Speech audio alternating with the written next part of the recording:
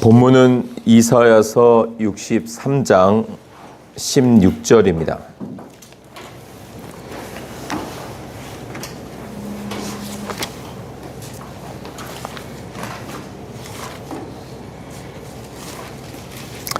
이사야서 63장 16절입니다.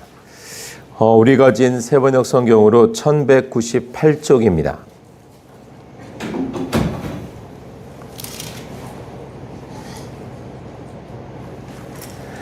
자, 그러면 제가 읽도록 하겠습니다. 주님께서는 우리의 아버지이십니다. 아브라함은 우리를 모르고 이스라엘은 우리를 인정하지 않는다 하여도 오직 주 하나님은 우리의 아버지이십니다. 옛적부터 주님의 이름은 우리의 속량자이십니다. 아멘. 본향 그 교회의 설교 그리스도인 시리즈가 7번째로 끝이 나고 이제 오늘부터 하나님의 나라 시리즈를 시작하려고 합니다. 예측을 하거나 예상을 하거나 계획한 것은 아니었습니다. 하나님이 하나님의 나라를 선포하길 원하셔서 그때부터 구상하고 기도하고 내용을 찾았습니다. 일반적으로 제가 들어왔던 하나님의 나라의 설교는 하나님의 나라가 얼마나 좋은 곳인지, 정말 하나님의 나라가 이 땅에서 그리고 우리가 갈 그 나라가 얼마나 기쁘고 은혜가 또 감사가 넘치는 나라인지 그런 긍정적이고 기다려지고 그런 내용들이 많습니다. 물론 저 역시도 그러한 내용을 하게 될 것 같습니다. 몇 번까지 시리즈를 갈지 모르겠지만 그러한 내용도 포함되겠으나 하나님의 나라, 하나님의 나라, 하나님 나라 이 제목을 가지고 생각하고 또 생각하고 기도하다가 문득 이런 생각이 들었어요. 하나님의 나라구나 말이죠. 하나님의 나라구나. 자, 하나님의 나라는 내 나라, 내가 원하는 나라, 내가 만들고 싶은 나라가 아니구나라는 것이죠. 하나님의 나라구나 라는 이런 마음이 들었습니다. 우리가 보통 나라라는 이름을 할 때는, 나라라고 말을 할 때는 세 가지 요소가 갖춰져 있어야 됩니다. 아시다시피 뭐가 있어야 될까요? 나라에는 왕이 있어야죠. 왕이 있어야 나라가 됩니다. 네, 왕. 그리고 뭐가 있어야 될까요? 백성이 있어야죠. 그리고 세 번째 한 가지 더 있어야 되는데 그게 뭘까요? 네, 땅입니다. 근데 조금 더 정확히 말하면 영역이에요. 영역. 그러니까 땅이라는 눈에 보이는 지형도 맞는데 왕과 백성이 함께 다스리고 관계를 맺는 영역, 그것이 있어야만 됩니다. 그래서 이스라엘 백성들이 땅이 없을 때도 이스라엘이라는 나라가 있죠. 왜요?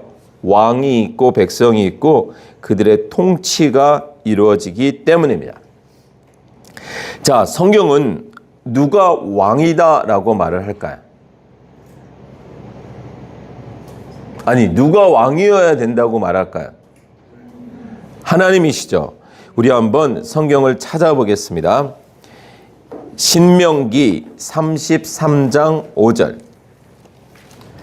자, 제가 이제 몇 구절 알려드리는 구절들은 아주 중요한 구절들이니 여러분들이 이렇게 밑줄도 그으시고 나중엔 잘 적어두셨다가 관주해 놓으시면 좋아요. 여기저기에 같이 적어두시는 거죠. 그러니까 제가 세 곳을 드릴 텐데 각 한 곳마다 다른 두 구절을 같이 적어두시는 거예요. 자, 신명기 33장 5절 361쪽이죠.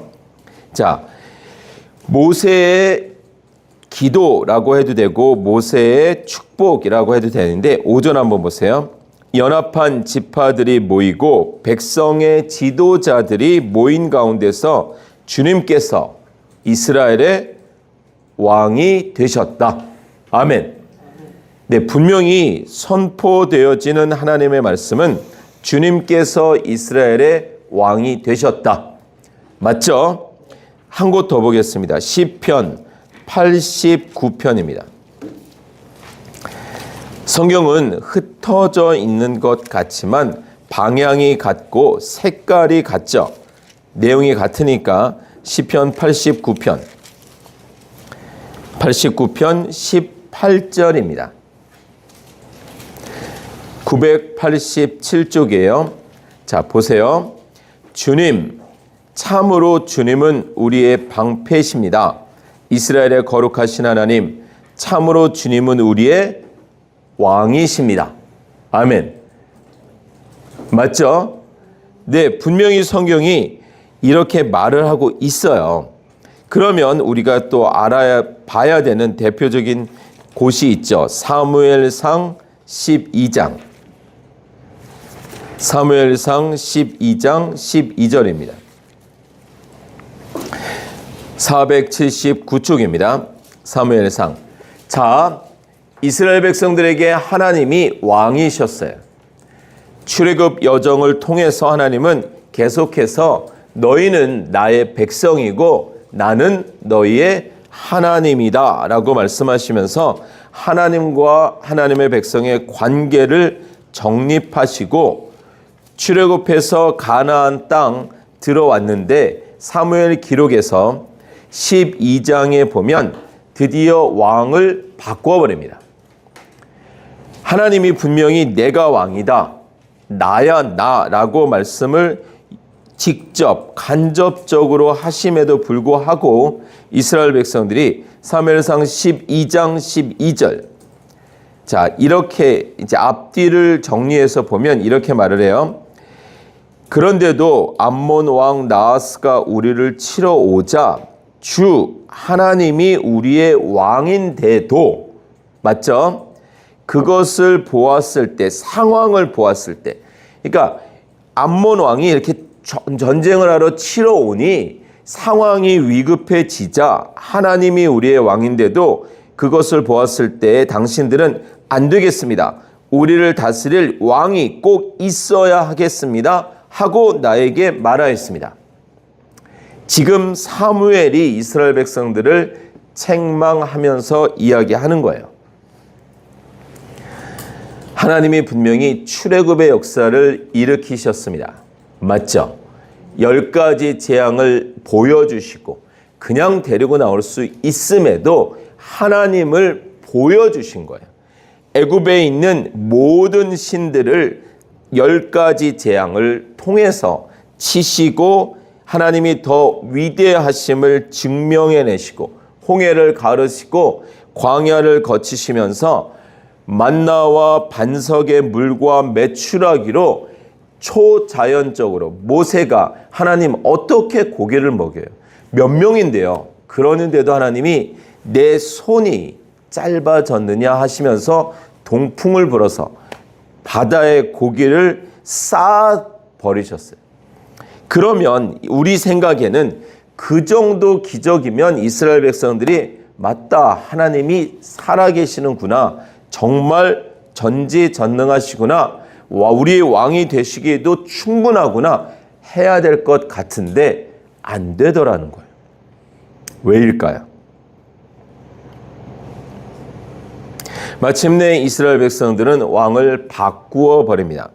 이런 상황이 되었을 때 우리라면, 우리가 하나님이라면, 아니면 우리라면 우리가 무엇인가를 선하게 선대하는데도 불구하고 악으로 다가올 때 우리라면 성경에도 중간에 나오죠. 그냥 싹 쓸어버리고 바꿔버리자.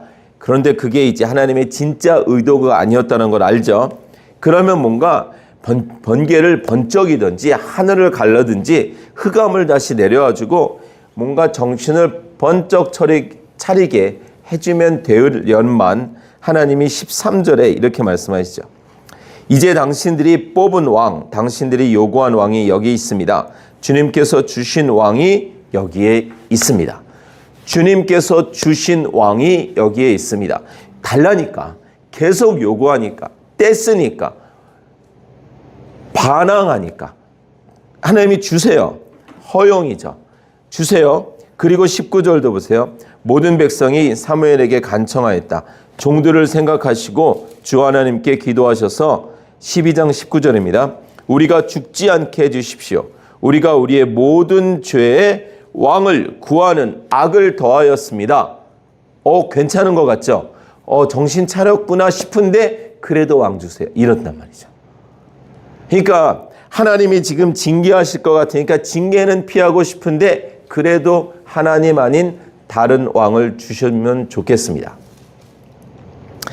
와, 이 정도 상황 되면 심각하죠.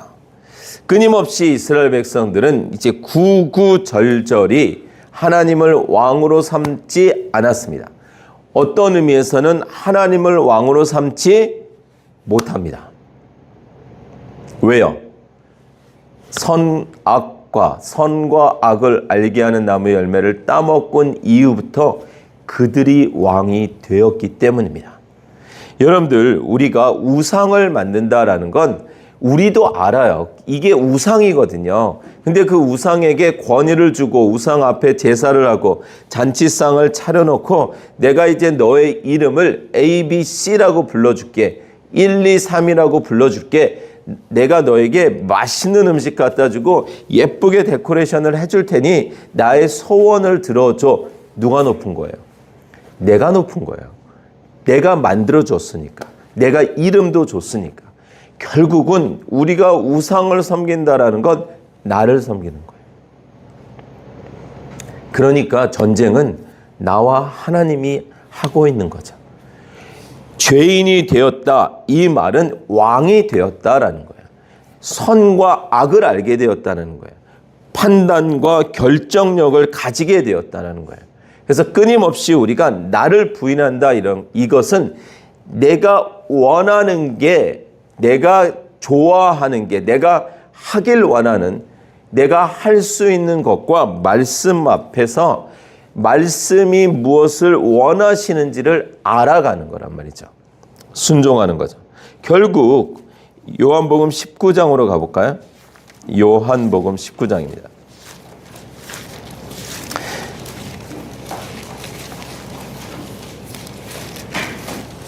15절, 19장 15절. 신약 218쪽입니다.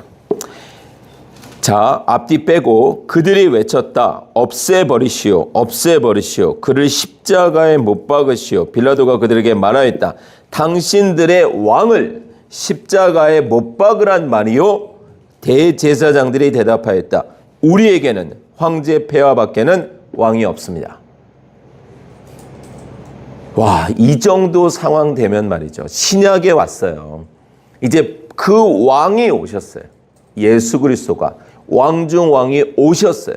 근데 그 왕을 십자가에 내주면서 우리에게는 황제 폐하밖에 없습니다. 우리에게는 왕이 없습니다. 사실 누가 왕인 거예요?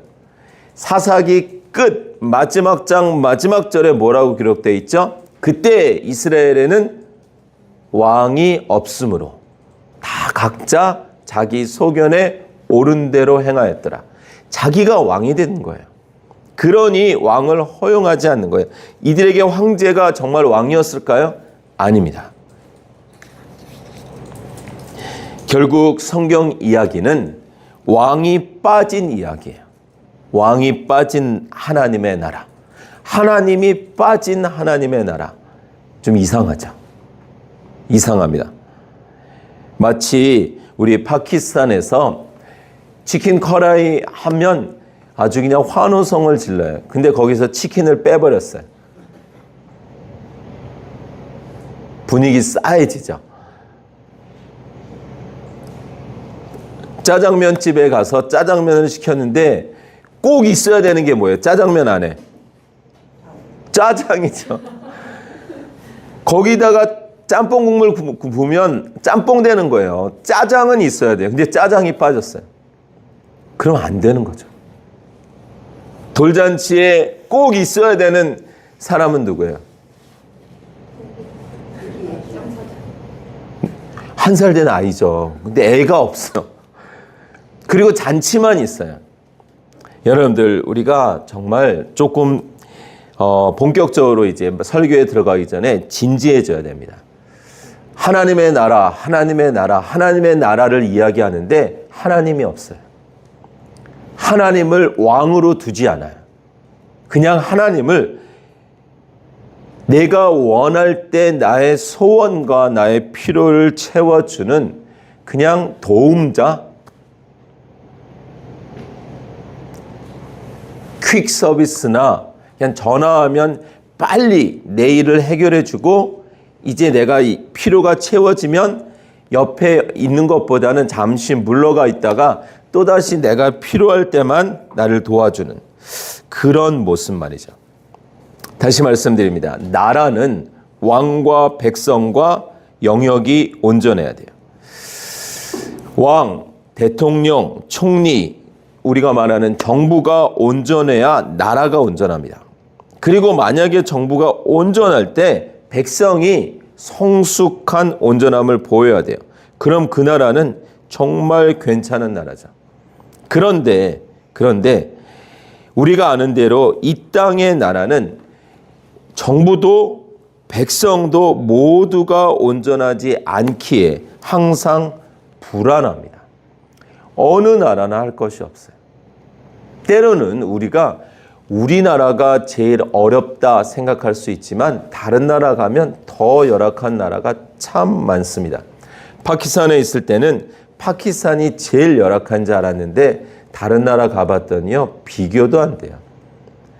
얼마나 말도 안 되는 나라들이 많은지 진짜 상상을 초월합니다. 이 땅의 나라는 그렇게 온전하지 않습니다. 그래서 우리는 하나님의 나라를 꿈꿉니다. 그런데 우리가 꿈을 잘 꿔야 돼요. 하나님의 나라 이렇게 말하면서 내가 왕이 돼 있으면 안 된단 말이에요. 내가 왕이 돼 있는 내가 만들고 싶은 나라를 만들어 놓고서 그 앞에 문패를 하나님의 나라 이렇게 써놓는다고 하나님의 나라가 아니라는 거죠. 그 나라는 하나님이 왕이셔야 되는 하나님의 나라입니다. 꿈을 잘 꿔야 돼요. 하나님의 나라는 하나님이 왕이시기에 왕이 온전할까요? 온전합니다. 한 번도 조금도 틀리지 않으셨어요. 그럼 이제 왕이 온전해요. 그러면 백성이 온전하면 이제 하나님의 나라가 이루어지는 건데 백성이 온전했을까요? 아니, 온전할까요? 아니, 온전할 수 있을까요? 성경 역사를 보면 아담과 하와가 선과 악을 알게 한 나무의 열매를 따먹은 이후부터 요한복음 거기까지 끊임없이 이스라엘을 향한 광야의 보고서도 가나안 보고서도 너희는 내가 알던 때부터 지금까지 패역만 일삼았다라고 지적하고 있어요. 아니, 말하고 있어요. 고발하고 있어요. 그래서 결국 우리와 나라를 이루실 수가 없는 거예요. 그래서 어떻게 하셨죠? 포기하셨나요? 버리셨나요? 떠나셨나요? 아니죠. 하나님이 그 백성 안으로 들어가 버리셨어요. 이것이 우리말로 하면 기적이고 이것이 은혜입니다. 그 백성이 지킬 수가 없다니까요. 그러니까 그 백성 안으로 들어가셨어요. 그래서 왕도 백성도 하나가 될 수 있는 거죠. 그 안으로, 하나님의 안으로 들어가셨다. 구약에서 기드온 때도 그랬고 삼손의 부모님도 그랬고 이사야도 그렇고 성경 곳곳에서 내가 이제 하나님을 봤으니 난 죽었다 이렇게 말한 사람들이 있죠. 하나님이 오시면 죽는 거예요. 근데 하나님이 우리 안으로 들어오셨다. 이건 불가능한 정도가 아니라 말을 꺼낼 수도 없어요. 근데 그 불가능함을 가능케 하신 분이 예수 그리스도이죠. 예수 그리스도가 화목자, 중보자로 오셔서 예수 그리스도가 우리를 품어버리셨어요. 그리고 하나님 안으로 들어가 버리신 거예요. 우리가 직접 들어갔던 마치 그냥 풀무불 속에 들어가는 것처럼 죽음이지만 예수 그리스도가 우리를 품고 들어가셨어요. 예를 들어서 우리 어린아이들이 개구장이일 때 아빠가 너무 중요하게 생각하는 거를 깨버렸다, 망가뜨렸다. 그래서 너무 놀래가지고 집을 일단 뛰쳐나간 거죠. 못 들어오는 거죠. 무서워서, 아빠 무서워서. 그랬더니 그 일을 안 엄마가 데리고 애를 이렇게 감싸 안고서 아빠는 저기 있으니까 애를 이렇게 안고서 아빠에게는 엄마 모습만 보여주고 이렇게 돌돌돌 돌아와주고 방까지 인도를 했다. 애는 들어왔어요. 근데 아이는 못 보이고 안 보이고 엄마만 보이는 거죠. 근데 애는 어디 있어요? 엄마 품속에. 마치 그와 같이 예수 그리스도가 우리를 품으신 것입니다. 그래서 성령 하나님이 우리 안에 오셨어요. 그래서 우리가 성령 충만하면 지금도 이 땅에서도 우리가 하나님의 나라를 맛볼 수 있어요. 이거구나. 내 죄성을 덮으신 성령의 능력으로 말미암아 우리가 충만하면 이 땅에서도 우리가 지난 시간에 봤잖아요. 7번. 하나님 그리스도인이 가져야 될 그 모습, 기쁨, 사랑, 자족 이런 것들이 말이죠. 온전히 우리의 나라 안에서 하나님의 나라 안에서 이루어지죠. 자, 그러므로 이제 우리가 좀 진지하게 하나님의 나라였구나. 내 나라가 아니구나. 예를 들어서 우리가 아직 결혼 안 할 때 부모님 밑에서 살 때 그 집에 표현하자면 그 집은 누구 집이에요? 부모님 집이죠. 그러면 질서는 누가 세우는 거예요? 부모님이 세우는 거죠. 내가 나중에 출가해서 결혼해서 하면 또 그 새 집의 질서는 누가 세우는 거예요? 우리가 세우는 거죠. 그러니까 그 전까지는 이 집은 우리 부모님의 집이니까 부모님의 질서, 부모님의 권위에 맞추는 게 맞구나. 근데 이게 안 맞춰질 때 그러면 전쟁이죠. 그럼 누가 맞춰야 돼요? 부모님이 맞춰야 돼요? 자녀가 맞춰야 돼요? 너무 어렵나요? 자녀가 맞춰야죠. 만약에 이걸 부모님이 맞추면 이게 업사이드 다운이 되는 거죠. 뒤집어지는 거죠. 하나님과 하나님의 백성이 있는데 누가 맞춰야 돼요? 백성이 맞춰야죠. 여러분 이게 중요합니다. 근데 못 맞추니까 하나님이 오셔서 맞춰주셨는데 이 질서는 그래서 이제부터 하나님의 나라를 들어갈 때 하나님을 알아야 되는 거예요.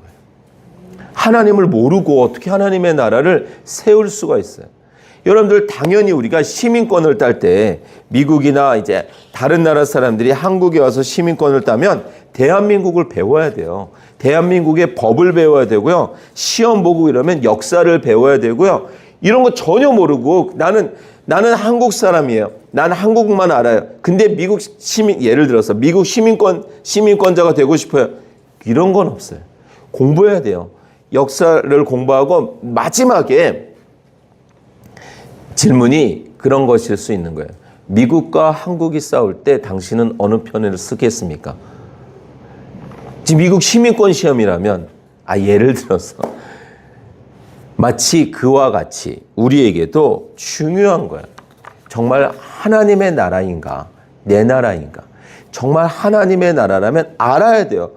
우리 부모님이 뭘 원하시는지, 기뻐하시는지, 싫어하시는지를 알아야 그 부모님의 권위와 질서 안에서 가정이 평안한 것. 한국에서 운전할 때 한국의 교통법을 알아야 돼요. 미국은 주마다 좀 다르거든요. 제가 뉴욕에 있을 때 뉴저지하고 이게 주가 달라요. 빨간불일 때 뉴욕은 오른쪽으로 돌 수 없어요. 근데 뉴저지는 돌아요. 뉴저지에서 운전하는 사람이 뉴욕으로 와서 난 뉴저지처럼 돌았어요. 그럼 걸렸어요. 그럼 딱지를 뗄까요? 안 뗄까요? 떼죠. 이게 바뀌었는지 모르겠는데 어쨌든 달라요. 그러니까 그 지역을 알아야 되는 것처럼 우리가 하나님의 나라를 세우려면 누구를 알아야 될까요? 하나님을 알아야 돼요. 근데 다분히 하나님을 알려고 하기보다는 내 원함을 하나님께 드리는 데 바쁘단 말이에요. 자, 이제부터 우리 한번 하나님을 알아보도록 하겠습니다. 오늘 본문이 이사야 63장 16절이에요. 다시 한번 우리 본문 봐요. 이사야서 63장 16절. 자, 아버지라는 단어 때문에 일단 이 구절을 본문으로 택했지만 여러 구절들을 보게 될 것입니다. 자, 주님께서는 우리 아버지이십니다. 아직 예수 그리스도로 인해서 화목이 이루어지지 않은 상황이지만 이사야는 이제 신약 성경에 나와요. 그러니까 이사야는 이미 본 거예요. 예수 그리스도를 통해서 이루어질 하나님의 나라를. 그래서 주님께서는 우리 아버지이십니다. 아브라함은 우리를 모르죠. 이스라엘은 우리를 인정하지 않는다 하여도 오직 주 하나님은 우리의 아버지이십니다. 옛적부터 주님의 이름은 우리의 속량자이십니다. 아멘. 자, 여러분들, 이게 얼마나 중요하냐면 내가 A라는 사람을 알아요. 그리고 너무 존경해요. 다 좋은데 그 사람이 내 친구 아버지예요. 그럼 그걸로 내 친구는 좋겠다 이러고 끝나는 거죠. 우리의 아버지이다, 아니다라는 이 개념은요, 너무 중요한 거예요. 우리의 아버지가 되는 순간, 내가 아버지로부터 받을 것도 있고, 우리의 아버지가 되는 순간 내가 하나 아버지에게 할 것도 있는 거예요. 옆집 아저씨하고 다르다니까요. 진심으로, 진짜로. 여러분들 그 개념을 가지고 시작해야 됩니다. 하나님의 백성, 하나님의 자녀라면 하나님을 알아야 합니다. 여기서 아멘이 나와야 말씀이 빨리 진도가 빠집니다. 다시, 하나님의 백성, 하나님의 자녀라면 하나님을 알아야 합니다. 이것은 하나님의 백성의 거룩한 의무입니다. 거룩한 의무.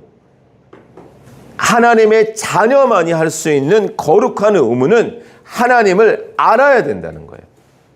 아니, 우리 청아나 영준이나 현준이나 은하가 우리 서영재님이나 양자매님을 알죠. 그리고 알려고 하죠. 이건 자녀의 특권이라니까요.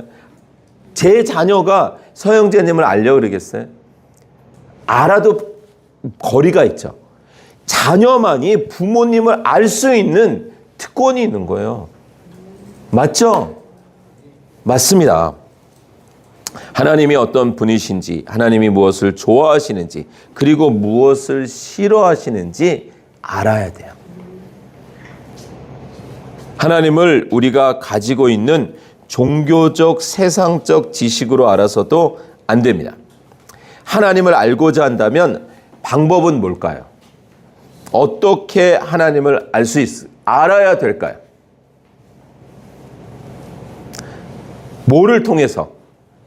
성경이죠. 하나님, 우리가 성경을 계시라 그래. 계시. 열 개자 보일 시자. 그러니까 하나님이 열어서 보여주신 거예요. 그러니까 하나님이 우리에게 나는 이런 존재야를 보여주신 게 성경이에요. 그러니까 성경을 모르고서는 하나님을 안다라는 건 불가능한 거예요. 우리에게는 이제 사도행전도 로마서에도 성경이 뭐라고 말하죠? 우리에게는 하나님을 알 수 있는 그 자연적인 많은 조건들을 하나님이 주셨다 이렇게 말을 해요. 우리에겐 종교심이라는 게 있기 때문에 그래서 우상을 만드는 거니까. 그러나 우리의 하나님은 성경을 통해서만 알 수 있어요. 중요한 겁니다. 우리는 다분히 기적을 행할 수도 있고 기적을 볼 수도 있어요. 그러나 기독교가 아닌 곳에도 기적은 훨씬 많습니다. 참 많아요. 하나님이 능력이 적다는 게 아니라 하나님의 목적은 그게 아니다라는 거예요. 그래서 하나님은 이런 분이실 거야 라가 아니라는 거예요. 하나님은 이런 분이실 거야. 우리의 생각으로 하나님은 이런 분이실 거야 이러면 안 된다는 거예요. 말씀을 통해서 하나님은 이런 분이시구나 이래야지 이런 분이실 거야로 가도 안 되고 하나님은 이런 분이시면 좋겠다 이래도 안 된다는 거예요. 그거는 내가 그리는 거예요. 내가 그리는 거. 우리 부모님은 이런 부모님이면 좋겠다. 우리 엄마는 이런 엄마였으면 좋겠다. 그거는 내 안에 있는 엄마지 실제 엄마는 아니라니까요. 내가 잘못해도 안 때리는 엄마면 좋겠다. 더 맞아요. 내가 생각하는 이런 하나님이면 좋겠다.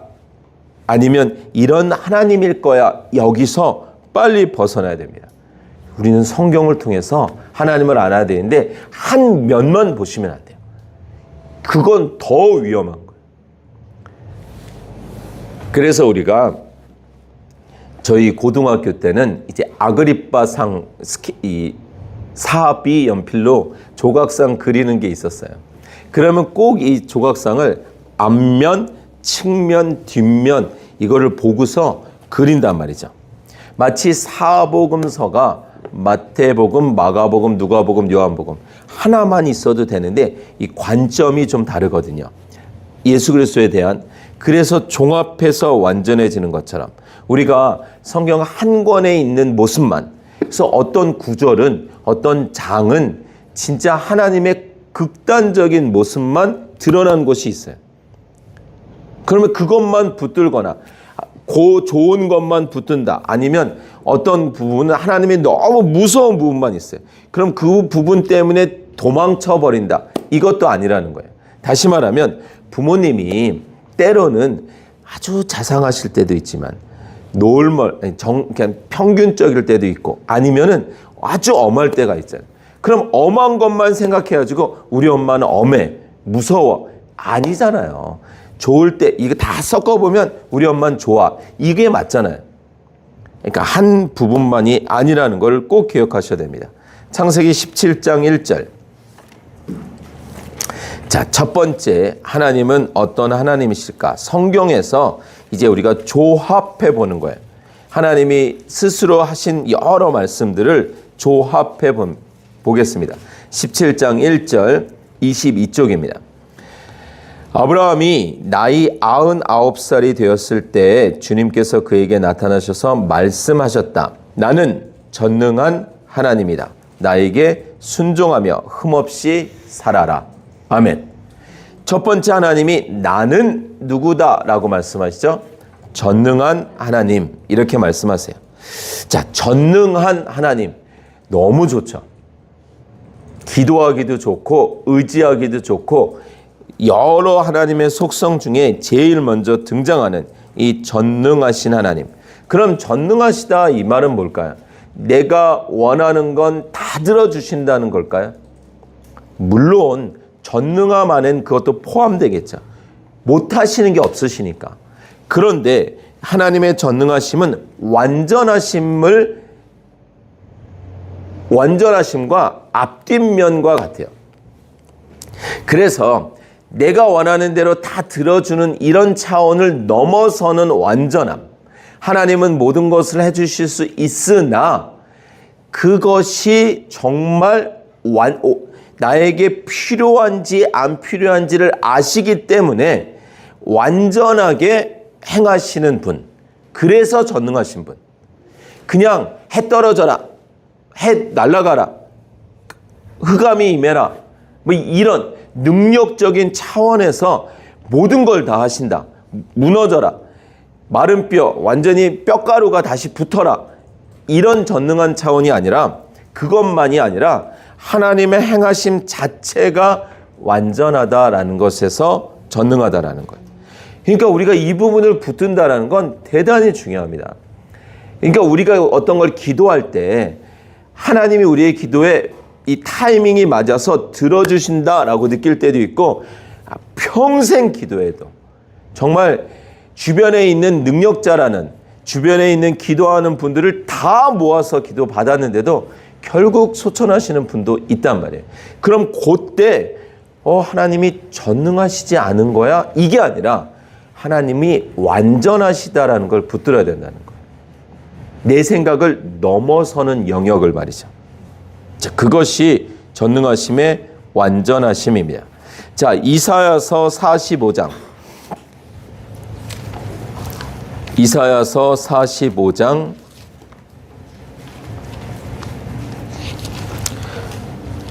5절 6절.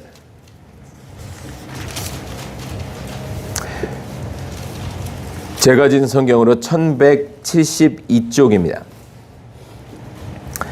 자, 한번 또 맞춰보겠습니다.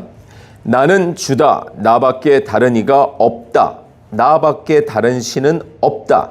내가 비록 나를 알지 못하였으나 나는 너에게 필요한 능력을 주겠다. 그렇게 해서 해가 뜨는 곳에서나 해가 지는 곳에서나 나밖에 다른 신이 없음을 사람들이 알게 하겠다. 나는 주다. 나밖에 다른 이가 없다. 그러면 하나님의 속성 중에 뭘까요? 유일하시다라는 거예요. 유일하시다. 정말 우리 아이들이 어려서 막 이렇게 친척들이랑 같이 놀고 막 이럴 때는 삼촌이 때로는 용돈을 더 줘서 좋고, 뭐 이모가 좋고 고모가 좋고, 그래도 집에 갈 때는 누구랑 가요? 집에 갈 때는 엄마 손 잡고 가죠. 엄마는 하나밖에 없는 거예요. 엄마 같은 사람들은 있죠. 엄마 친구? 뭐 좋은 사람이면 뭐 하루 재밌게 놀아줄 수 있잖아요. 그러나 엄마는, 아빠는 하나인 거예요. 그것처럼 하나님은 이스라엘 백성들에게 끊임없이 나야, 나밖에 없어. 내가 진짜야. 눈 돌리지 마. 그건 다 가짜야. 결국 너희들의 그 모든 것만 빼앗아 버리고 다 필요 없어지면 버려버리게 될 거야. 나야, 나라고 말씀하신다는 거죠. 자, 그 다음에 44장, 이사야 44장 바로 옆으로 가서 24절입니다. 1171쪽이죠. 너의 구원자, 너를 모태에서 만드신 주님께서 말씀하신다. 내가 바로 만물을 창조한 주다. 나와 함께 한 이가 없고 나와 함께 한 이가 없이 나 혼자서 하늘을 폈으며 땅도 나 홀로 넓혔다. 아멘. 자, 하나님의 어떤 모습일까요? 창조주 하나님이시라는 거죠. 그러니까 전능하신 하나님의 영역 안에 다 들어가지만 속성상 유일하신 분이고, 그러니까 사람 외의 존재로서 유일한 거예요. 그리고 그분은 우리를 창조하신, 모든 만물을 창조하신 분이다라는 거죠. 자, 이제 시편 139편으로 가겠습니다.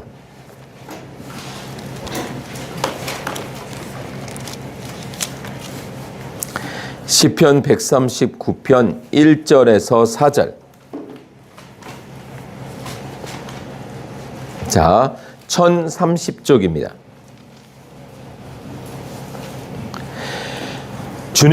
주님께서 나를 샅샅이 살펴보셨으니 나를 환히 알고 계십니다. 내가 앉아 있거나 서 있거나 주님께서는 다 아십니다. 멀리서도 내 생각을 다 알고 계십니다. 내가 길을 가거나 누워 있거나 주님께서는 다 살피고 계시니 내 모든 행실을 다 알고 계십니다.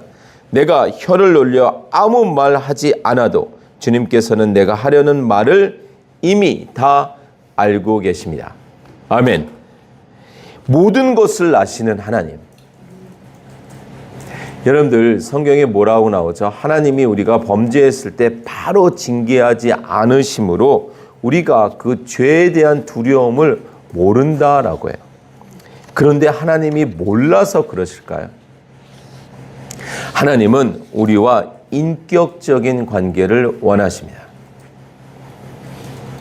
우리가 주의 은혜 안에서 하나님을 택하고 하나님과 함께하기를 원하시죠. 모든 것을 아시는 하나님이라는 것은 참 어떠세요? 모든 것을 아신다 하나님이. 그러면 여러분들 마음에 평안함이 드세요? 불편함이 드세요?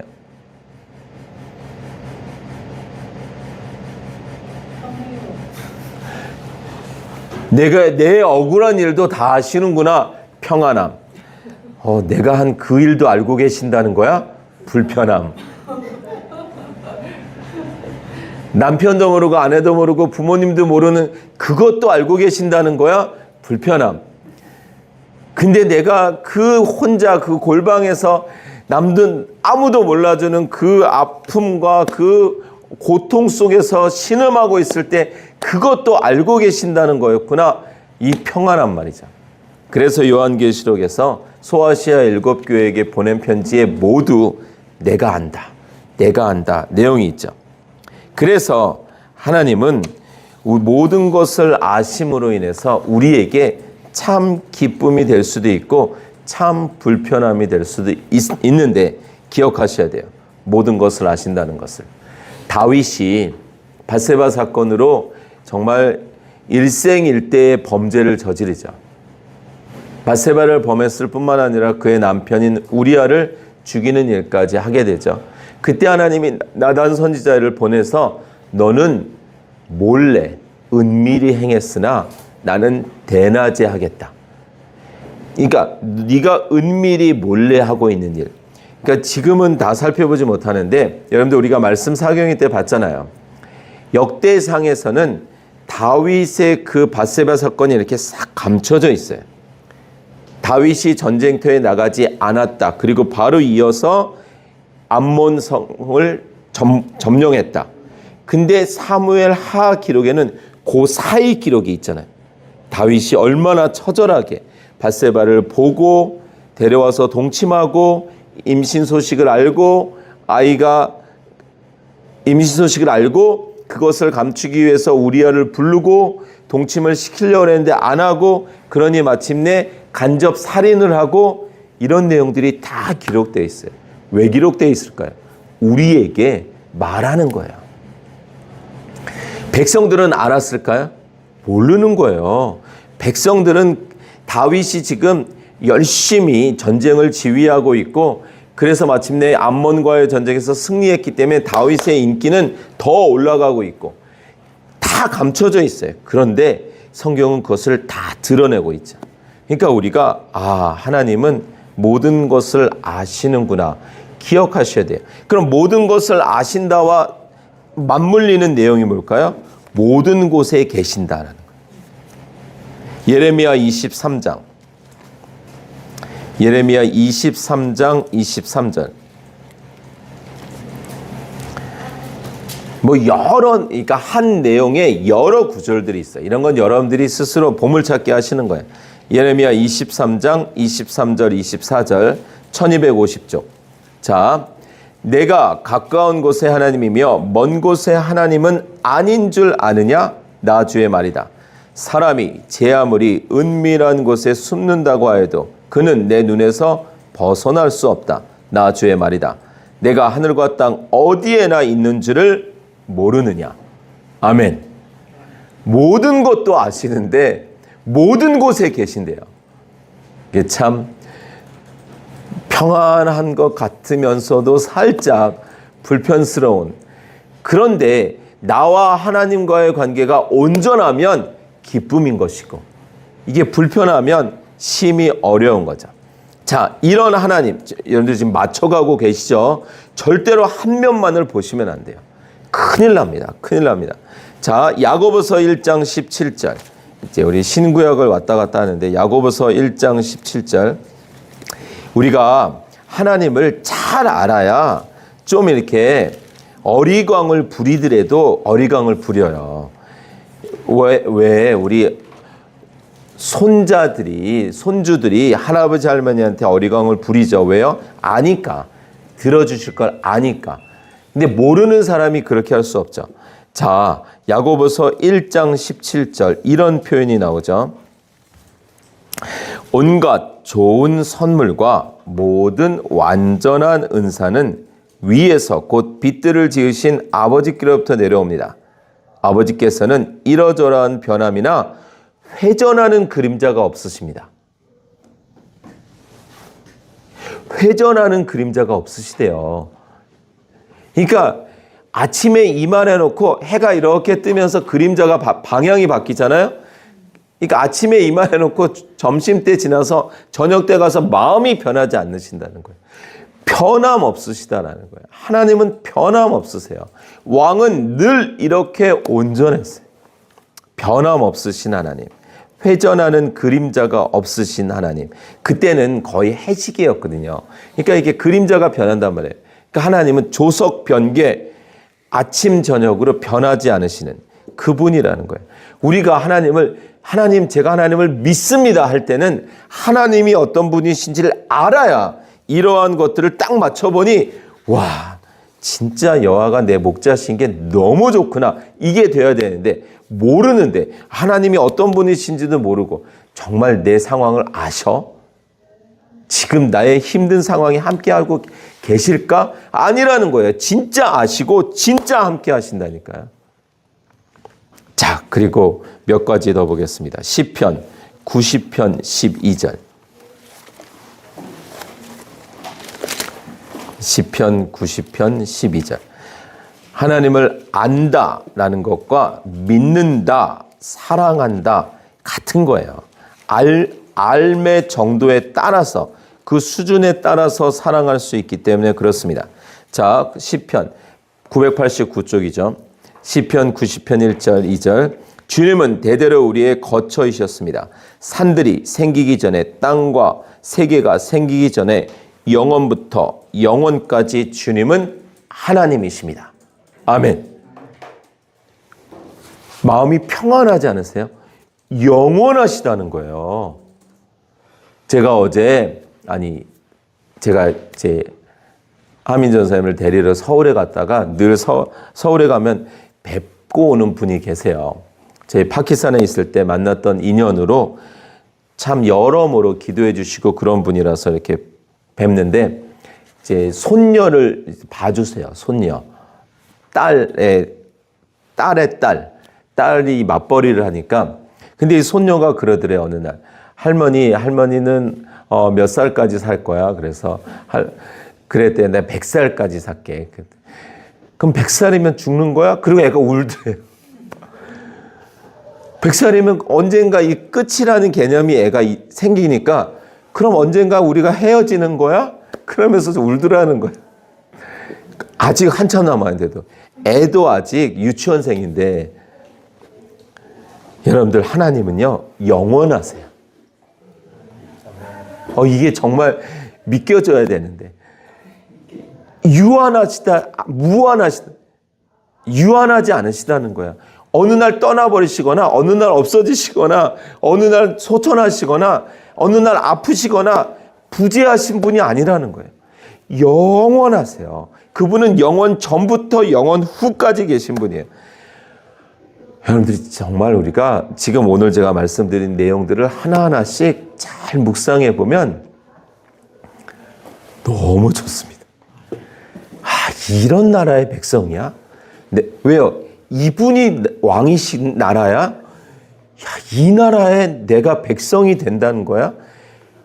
와, 이런 기쁨이 어디 있을까? 이런 선물을 주셨단 말이야? 영원하시다는 거야. 제한되지 않습니다. 우리는 그렇게 사랑하는 사람도 여러분들 지금은 우리가 이렇게 가족들이 같이 있고 막 이러죠. 주변에 보세요.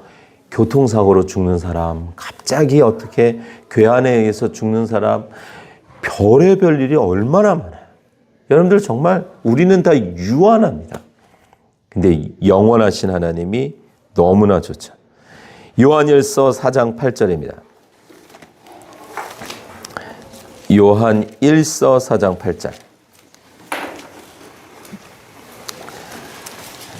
자, 오늘은 하나님이 어떤 분이신가에 대해서 나누고 다음 시간에는 그 하나님이 우리에게 무엇을 원하시는지 성경에 어떻게 표현되어 있는지를 나누어 보도록 하겠습니다.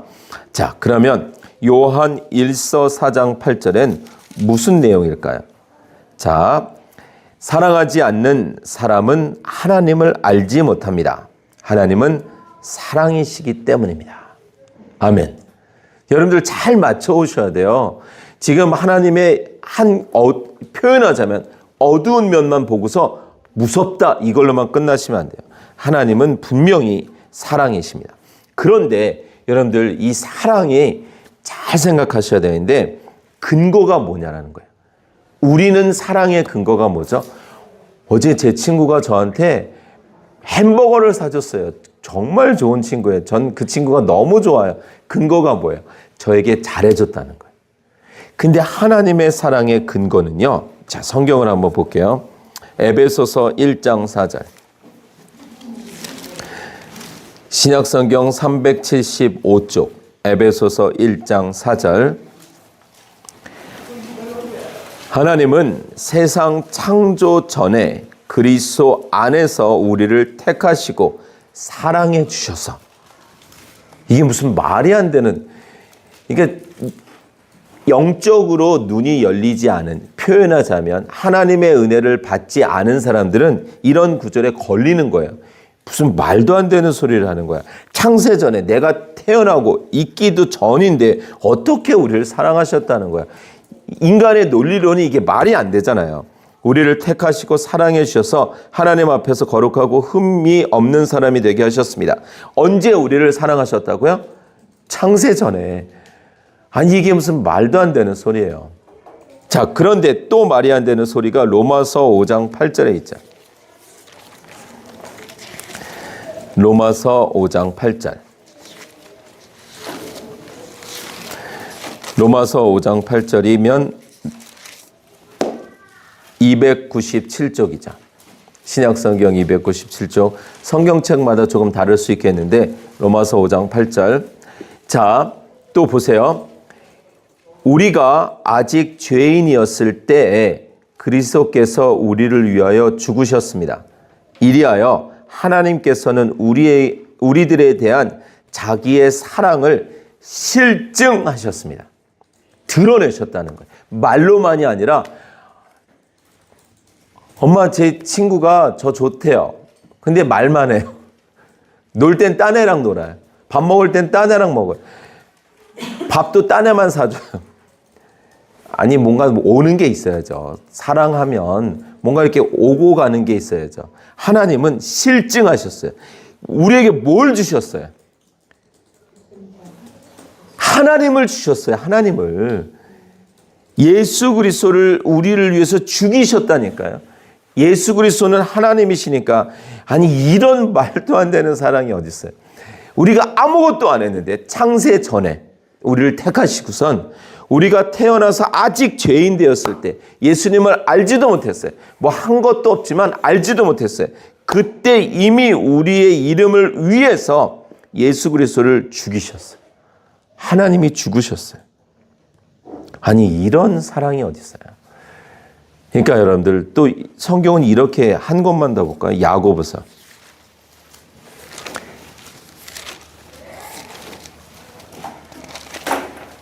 (4장 5절입니다) 하나님이 우리를 얼마나 사랑하시는지, 그러니까 하나님 속성 자체가 사랑이라는 것인데, 그러니까 이게 노력하거나 애쓰거나 계획해서가 아니라 하나님 속성이 사랑이라는 거예요. 자, 4장 5절. 야고보서 4장 5절. 하나님께서는 우리 안에 살게 하신 그 영을 질투하실 정도로 그리워하신다 라는 성경 말씀을 여러분은 헛된 것으로 생각하십니까? 하나님께서 우리 안에 살게 하신 그 영을 질투하신다. 성령을 질투하실 정도로, 우리가 성령님과 성령 충만함으로 하나가 돼서 정말 기쁘게 사는 거를 못 보시는 거예요.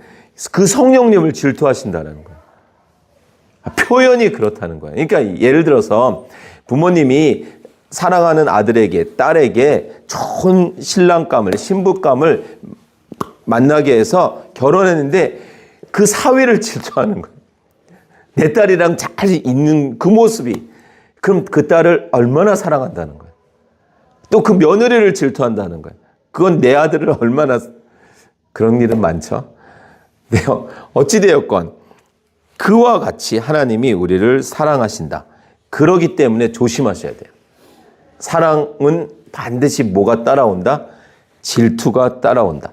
그럼 하나님은 질투하시는 하나님이다라고 성경에 있을까요? 없을까요? 있죠. 24장. 여호수아 24장. 여호수아 24장 19절.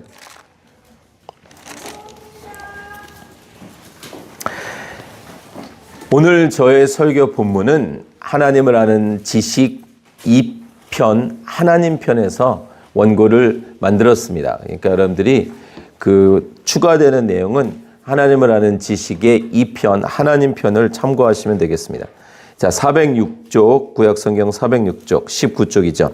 그러나 여호수아는 백성들에게 이렇게 말하였다. 당신들은 주님을 섬기지 못할 것입니다. 그분은 거룩하신 하나님이시며 질투하시는 하나님이시기 때문에 당신들의 허물과 죄를 용서하지 않으실 것입니다. 용서하지 않을 것입니다. 왜요? 질투하시는 하나님이기 때문에. 자, 여러분들 우리가 한번 정말 기억하셔야 돼요. 하나님이 어떤 분이신지요. 자, 이제 몇 가지 안 남았는데 요엘서 2장 23절로 가볼게요.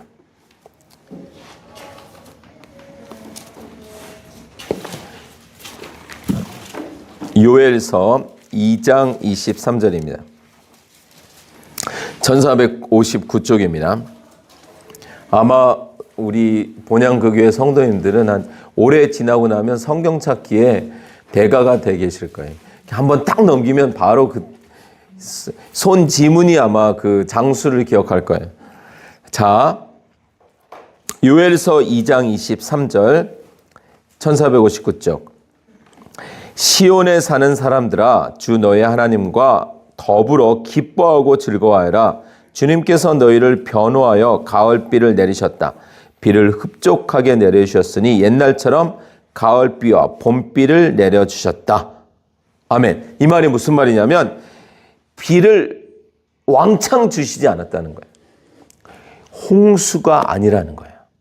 가뭄이 아니라는 거예요. 가을비와 봄비가 적절하게 내렸다는 거예요. 하나님은 우리를 돌보시는데 어떻게 돌보신다고요? 적절하게. 우리의 원함에 근거했다가는 큰일 납니다. 여러분들 자녀 키워보시잖아요. 자녀가 학교 가고 싶어 할까요? 공부하고 싶어 할까요? 텔레비전 보고 싶어 할까요? 놀이공원 가고 싶어 할까요? 영양 있는 음식 먹고 싶어 할까요? 인스턴트를 먹고 싶어 할까요? 자녀가 원하는 대로 그대로 다 하면 안 되겠죠. 하나님도요, 우리를 절대로 우리가 원하는 대로 하게 하지 않으십니다. 왜요? 사랑하시니까. 그래서 우리를 돌보시는 하나님은 적절하게 우리를 돌보십니다. 근데 우리의 원함은요, 더요, 하나님. 더요. 끝이 없이 우리가 원하자. 그래서 다고 한다 그러잖아요. 잠언에서 또 주세요, 또 주세요. 자, 만족이 채워지지 않으면, 자족으로 채워지지 않으면 끝이 없습니다. 자, 이제 마지막으로 우리가 볼 내용이 뭐냐면 히브리서 12장 7절입니다. 사실은 오늘 이제 말씀 가운데 제일 중요한 내용입니다. 히브리서 12장 7절. 신약성경 442쪽입니다. 자, 보세요. 징계를 받을 때 참아내십시오. 하나님께서는 자녀에게 대하시듯이 여러분에게 대하십니다. 아버지가 징계하지 않는 자녀가 어디에 있겠습니까? 자, 8절이요. 모든 자녀가 받은 징계를 여러분이 받지 않는다고 하면 여러분은 사생아이지 참 자녀가 아닙니다. 11절. 무릇 징계는 어떤 것이든지 그 당시에는 즐거움이 아니라 괴로움으로 여겨지지만 나중에는 이것으로 훈련받은 사람들에게 정의의 평화로운 열매를 맺게 합니다. 아멘. 자, 아버지이신 하나님이기 때문에 우리에게, 자, 몇 가지 우리가 살펴봤죠?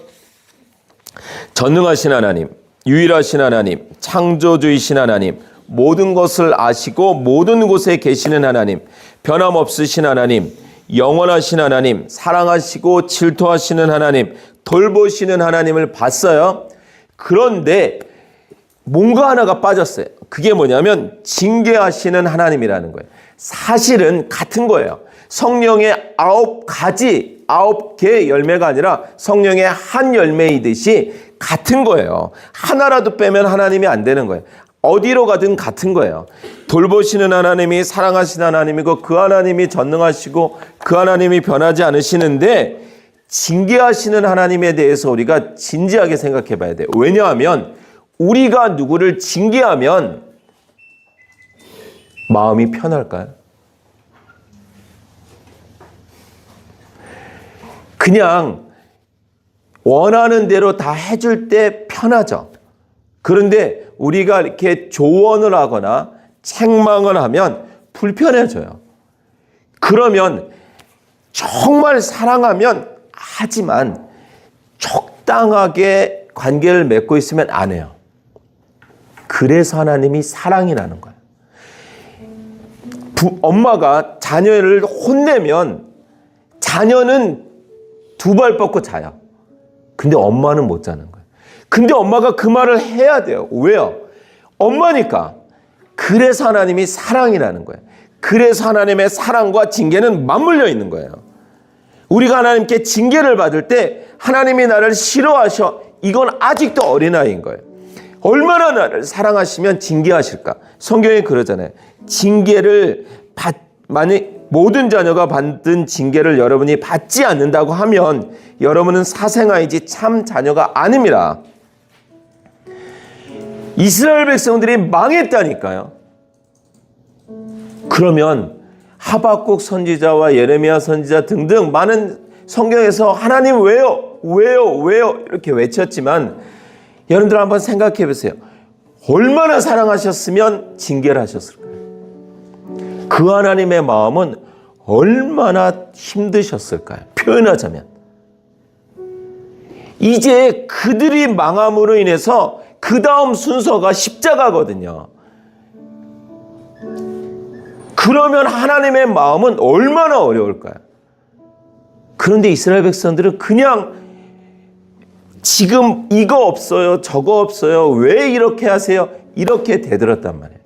그리고 성경이 끝나버리는 게 아니라 그 다음에 복음서가 오고 십자가가 준비되어져 가잖아요. 그러니까 우리가 하나님에 대해서 정말 진지해져야 됩니다. 하나님의 나라를 세우겠다고 해놓고선 하나님을 몰라요. 성경을 통해서 이 하나님이 얼마나 이스라엘 백성들을 사랑하셨으면 그들을 망하게 하셨고 얼마나 이스라엘 백성들을 사랑하셨으면 정말 내쫓아 버렸는지, 부모님이 얼마나 자녀를 사랑하면 그 잘되게 하기 위해서 회초리를 들어야만 되는지, 철없는 자녀들은 짜증내고 힘들어하고 어려워하고 울고 욕은 아니죠. 울고 막 난리치고 막 집 나가고 막 이럴 때 그래도 징계해야 되는 부모님의 마음은 사랑 때문이라는 걸 철이 들어야 하는 거죠. 사랑이라는 거예요. 징계하시는 하나님, 징계하시는 하나님, 징계하실 수밖에 없는 하나님. 제가 말씀드렸잖아요. 제 조카가 13명인데 별로 혼내본 기억이 없어요. 그런데 제 자녀들은 참 많이 혼냈어요. 매도 많이 들고. 부모니까.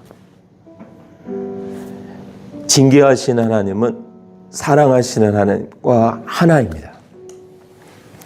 여러분들 하나님의 나라에 사셔야 돼요. 여러분들이 왕이 되어버린 여러분들의 나라에 하나님을 곁다리로 얹어서 명패에 하나님의 나라 이렇게 써놨다가는 큰일 나는 겁니다. 정말 하나님의 나라, 하나님의 나라. 우리 본향 그 교회가 하나님의 나라가 되기를 소원합니다.